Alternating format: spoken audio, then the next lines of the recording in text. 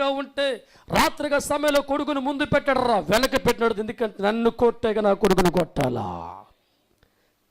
Comes Abhishek కుమారా, ఈరోజు దేవుడు మాట ఎవరు స్నేహం కోరుకునే వ్యక్తి పరిగెడుతున్నావు? రాజకీయ నాయకులదా, సినిమా యాక్టర్లదా, అధికారులదా, ఎవరి కోసం పరిగెత్తే వ్యక్తిగా ఆలోచన చేయి. వీరెవరి జీవితాన్ని మార్చేవరిక, నీ బతుకును మార్చే సత్తా వారి జీవితం లేదు. దైవజనమా, దేవుడు ఒక్క నీ జీవితం మార్చగా, దేని బట్టి ఏడుస్తున్నావో అది మార్చగలిగిన శక్తి తండ్రికి ఉంది.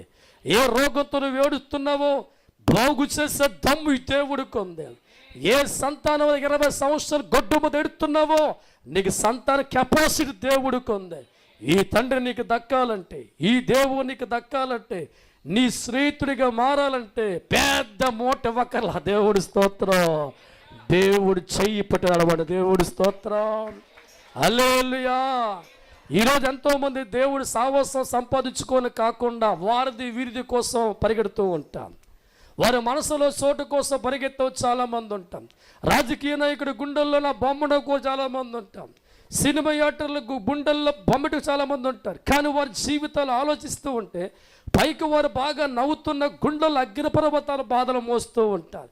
కానీ యేసయ్య గుండెల్లో నీ బొమ్మ ఉండాలని, యేసయ్య గుండెల్లో నీ కుటుంబం కనబడాలని, దేవుడికి నచ్చిన పనులు చేసే వ్యక్తిగా మారిపోతూ ఉంటే ఆ తండ్రిని ఇంటికి ఆదానకర్తగా మారిపోతాం. పోషించే దేవుడిగా మారి, ఆస్వాదించే దేవుడిగా మారి, నీ స్నేహితుడిగా ఉన్న ఆయన నీ బంధువుగా మారుతాడు, నీకు తండ్రిగా మారుతాడు, నీకు తల్లిగా మారుతాడు, నీ కోసం ఆలోచించేవాడిగా మారుతూ ఉంటాడు. దేవుడి స్తోత్రం.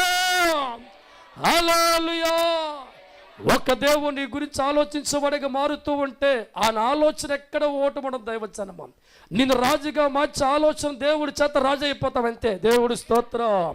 ఒక మంత్రిగా నీ జీవితం మార్చే ఆలోచన దేవుడి కలిగిన మంత్రిగా మారిపోతావు. దేశాన్ని పరిపాలించేవాడిగా నువ్వు ఉండాలి దేవుడు ఆలోచిస్తే అలా మారిపోతావు. దేవుడి స్తోత్రం. ఒక్కసారి నీ గురించి దేవుడు ప్లానింగ్ గీసాడా ఓటముండదు. దేవుడి స్తోత్రం. హల్లెలూయా. యోబు గ్రంథం 22